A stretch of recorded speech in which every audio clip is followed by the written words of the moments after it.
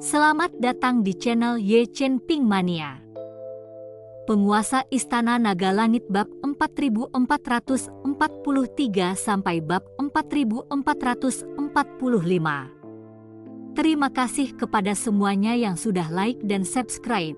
Semoga selalu diberikan kesehatan dan kesuksesan. Pada awalnya, semua orang tertindas. Mereka adalah orang biasa. Itu sebabnya mereka mengikuti Chen Ping dan Lin Keting. Sekarang setelah mereka mendapatkan kembali kekuatan mereka, mereka tidak akan patuh. Sekarang setelah mereka mendapatkan kembali kekuatan mereka, orang-orang ini tidak akan mendengarkan mereka dengan jujur. Jika mereka menemukan harta karun, jelas tidak pantas menggunakan metode lelang. Pasti akan ada perebutan. Tampaknya Guru Lin Keting telah lama mengetahui sifat manusia, jadi dia telah menetapkan batasan ini. Tepat saat Chen Ping mengikuti Lin Keting, dia hendak mencari orang lain ketika belasan napas tiba-tiba datang ke sini. Aku sudah tahu, dan aku sudah pulih. Chen Ping, dia tersenyum tipis, bahkan melirik Lin Keting dalam sekejap mata. Ji Yun dan yang lainnya tiba dengan kegembiraan di wajah mereka. Tuan Chen, sudah sembuh? Kita semua sudah sembuh, kata Ji Yun kepada Chen Ping. Lin Keting, di sisi lain, memalingkan wajahnya ke samping, tidak berani menatap kerumunan. Kali ini, di medan perang dewa dan iblis ini, kita bisa mencari dengan benar, memiliki kekuatan, dan tidak lagi takut, kata lelaki tua di tengah kerumunan petani itu. Tidak buruk, kami telah mendapatkan kembali kekuatan kami tidak takut pada apapun. Tetapi jalan ini, kami tidak menghabiskan banyak batu roh. Aku tidak tahu apa yang sedang kau katakan. Ketika para kultivator lainnya melihat ini, mereka semua menatap Lin Keting, dan mata mereka mulai terlihat bermusuhan. Setelah seorang kultivator berjanggut selesai berbicara, dia bahkan melihat ke arah Lin Keting. Artinya jelas, sekarang setelah mereka mendapatkan kembali kekuatannya, mereka menginginkan batu roh itu kembali.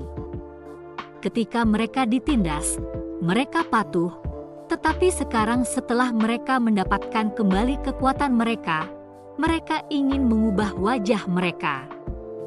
Itulah sifat manusia. Di kerajaan surgawi, semuanya tentang kekuatan. Lin Keting juga memperhatikan tatapan orang banyak itu, namun dia tidak peduli. Dia hanya melemparkan pandangan dingin ke arah orang banyak itu dan berkata, "Aku meminta batu roh sebagai harga untuk membawa kalian masuk. Sedangkan untuk senjata-senjata suci itu, semua orang mendapat bagian dari batu-batu roh. Bukan berarti aku sendiri yang mengambilnya. Jika ada di antara kalian yang berani menentang perintahku, kalian bisa datang dan meminta batu roh itu kepadaku.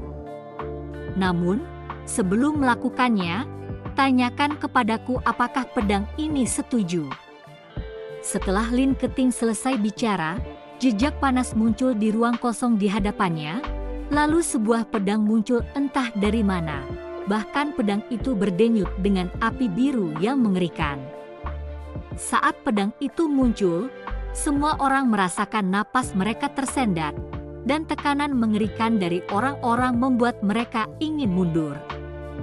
Satu persatu mata mereka menatap pedang di depan mereka dengan sedikit ketakutan, mengetahui bahwa kekuatan pedang ini sendiri akan mampu menahan banyak orang.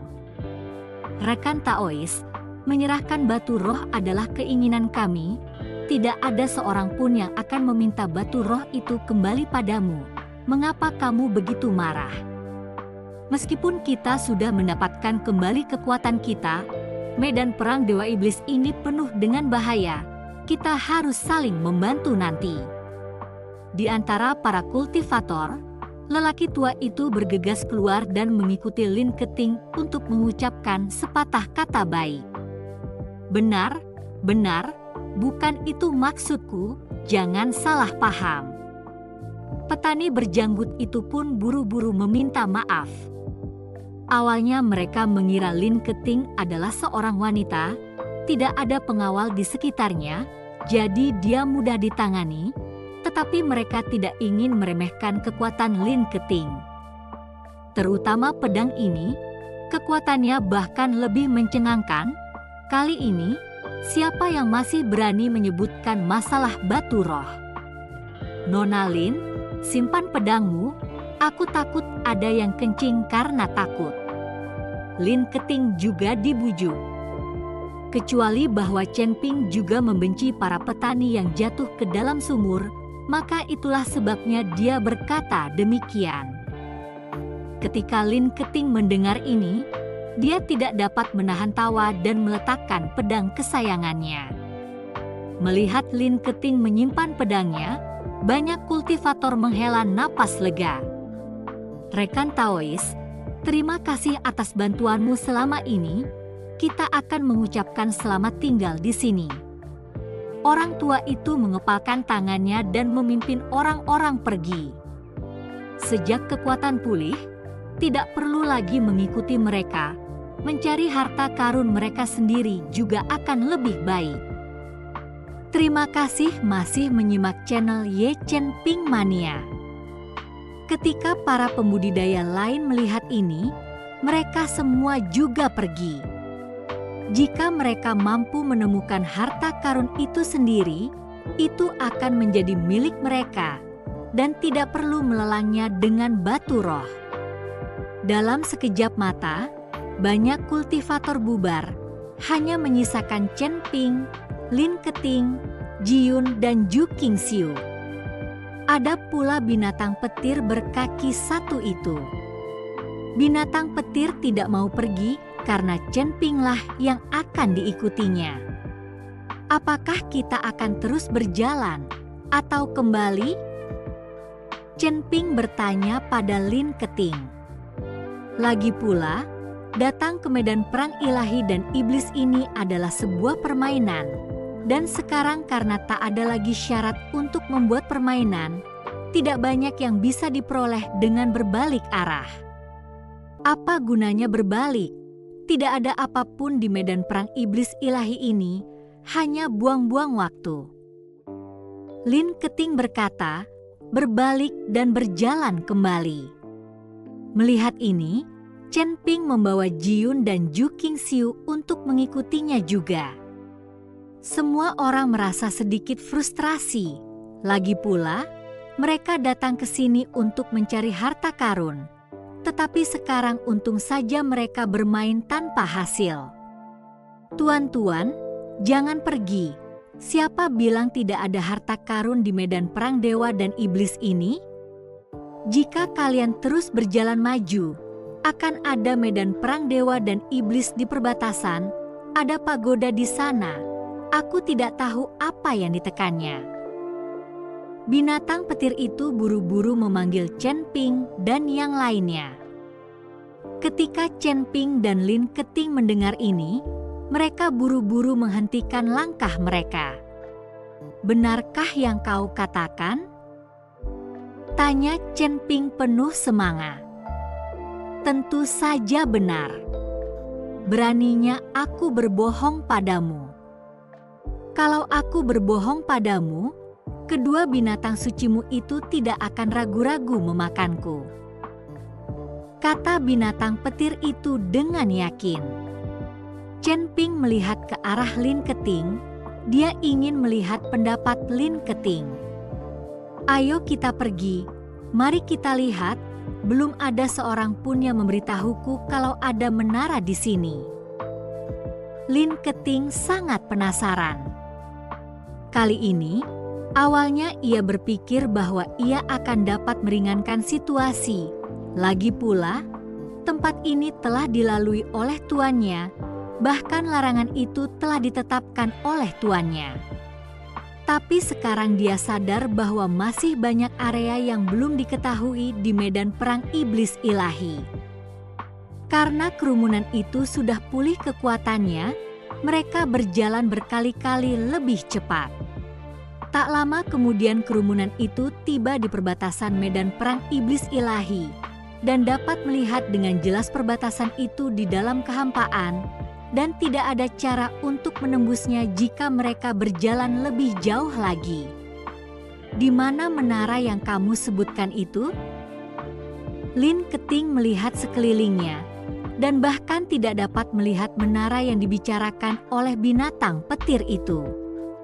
Itu tepat di depan kata Thunder Beast. Dasar kentut, mana itu? Kok aku nggak bisa lihat? Lin Keting mengerutkan kening, dia mengira binatang petir itu menipu dirinya sendiri. Aku juga tidak bisa melihatnya. Aku juga tidak bisa melihatnya. Ji Yun dan Ju Qingxiu pun menggelengkan kepala, berkata bahwa mereka tidak melihatnya. Aku melihatnya. Namun, Chen Ping angkat bicara. Mendengar ini, semua orang menatap Chen Ping dengan bingung, terutama si binatang petir yang wajahnya penuh dengan ketidakpercayaan.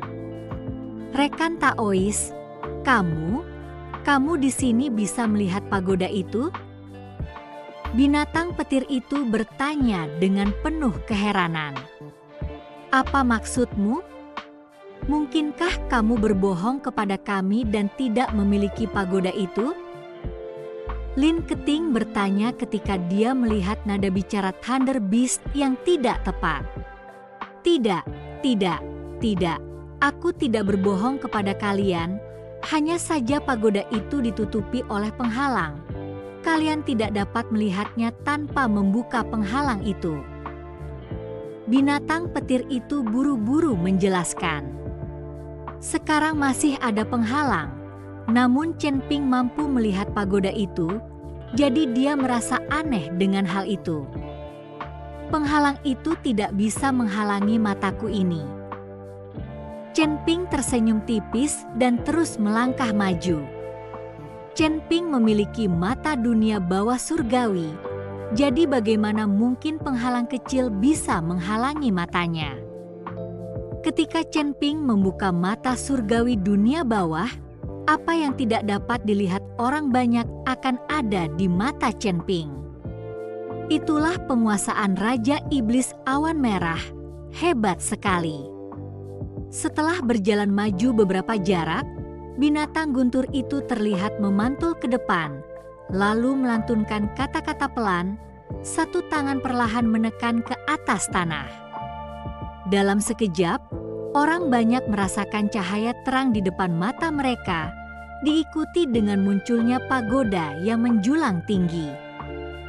Pagoda itu menjulang tinggi di atas awan, dan tidak mungkin untuk mengetahui ada berapa lapisan, kecuali bahwa 4 singa batu ditempatkan di keempat sudut pagoda ini.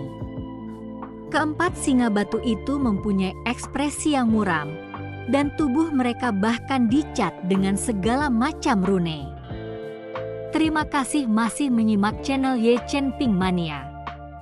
Melihat pemandangan ini, alis Chen Ping langsung berkerut. Ekspresi semua orang juga menjadi serius, jelas bahwa pagoda ini tidak tampak seperti harta karun, tetapi lebih seperti benda untuk menekan roh jahat. Terutama ketika Chen Ping melihat tanda pada keempat singa batu itu, dia tidak dapat menahan rasa gemetar di sekujur tubuhnya, bahkan kode emas Daluo di lautan kesadarannya ikut bergetar pelan. Wajah Chen Ping terkejut, dia tidak mengerti bagaimana kamus emas Luo Agung di lautan kesadarannya bisa tiba-tiba bergetar. Dia tahu bahwa kamus emas Luo Agung miliknya selalu berada di lautan kesadaran, dan tidak pernah bergerak, kecuali ada jiwa sisa yang telah menyerbu lautan kesadaran dan akan menguasai tubuh, maka kamus emas Luo Agung hanya akan diaktifkan. Chen Ping mengamati rune-rune itu dengan saksama, tetapi menemukan bahwa ia tidak mengenali satupun di antaranya. Ini adalah rune surgawi yang agung, sepertinya hal yang ditekan oleh pagoda ini agak tidak rumit. Raja Iblis Awan Merah berbicara. Apa itu rune Heavenly Exalted? Apakah Heavenly Sovereign itu bahkan lebih kuat darimu? Chen Ping bertanya dengan rasa ingin tahu. Raja Iblis Awan Merah menatapnya kosong dan berkata, "Jangan ajukan pertanyaan yang tidak masuk akal seperti itu di masa mendatang. Bandingkan aku dengan Bapa Surgawi, orang-orang pun tidak akan melihatku. Saya sarankan kamu berhenti memukul menara ini, lebih baik segera pergi. Kau benar-benar menarik perhatianku." Begitu Chen Ping mendengar ini, dia malah menjadi lebih tertarik pada menara ini. "Chen Ping, aku khawatir ada eksistensi yang sangat kuat di dalam menara ini." Wajah Lin Keting tampak sangat serius saat dia meremas liontin giok penyelamat hidup di tangannya, dan pada saat ini, liontin giok itu perlahan memancarkan cahaya.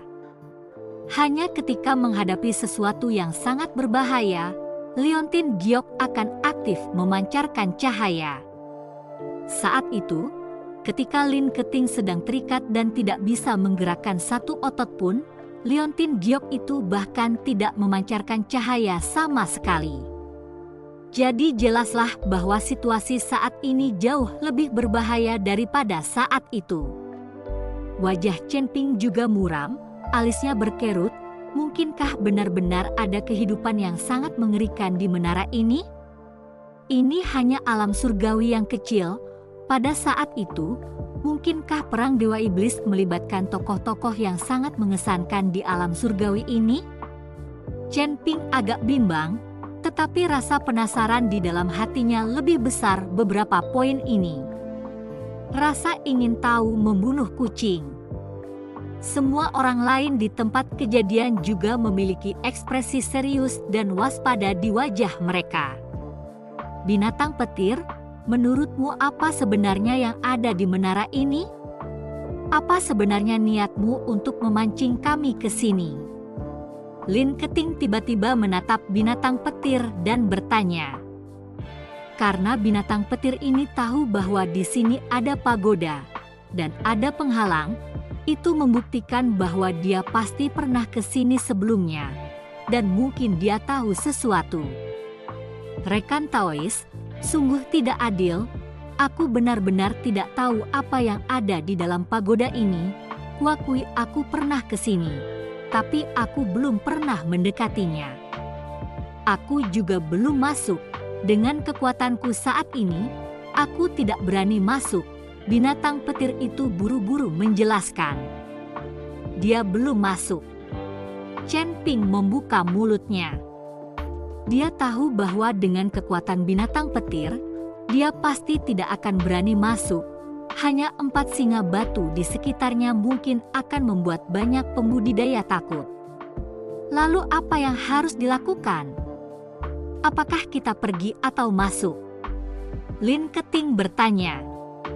Chen Ping juga berada dalam posisi sulit saat ini. Jika kita masuk, kita takut bahaya. Kalau kami tidak masuk, kami jadi penasaran. Setelah ragu-ragu sejenak, Chen Ping menatap Ji Yun dan Ju Qingxiu dan berkata, "Aku akan masuk sendiri. Kalian tunggu aku di luar. Kalau terjadi apa-apa, kalian segera lari." Chen Ping tidak ingin Ji Yun dan yang lainnya mengikuti mereka masuk dan mempertaruhkan nyawa mereka. Lagi pula, tidak ada seorang pun yang tahu apa yang sedang terjadi di dalam. "Tuan Chen, aku tidak akan pernah membiarkanmu mempertaruhkan nyawamu sendirian. Aku akan pergi bersamamu." Ji Yun berkata dengan ekspresi tegas. "Aku juga ikut. Masalah besarnya adalah kematian." Ju Qingxiu juga ingin ikut. "Aku juga akan ikut. Jangan lupa kalau di sini, aku lebih kuat dari kalian." Lin Keting juga ingin mengikuti. Pada saat itu, semua orang melihat ke arah binatang guntur. "Jangan lihat aku yang membawa kalian ke sini. Tentu saja aku harus masuk. Kalau tidak aku tidak akan datang dengan sia-sia." Binatang petir buru-buru mengambil sikap. Bersambung.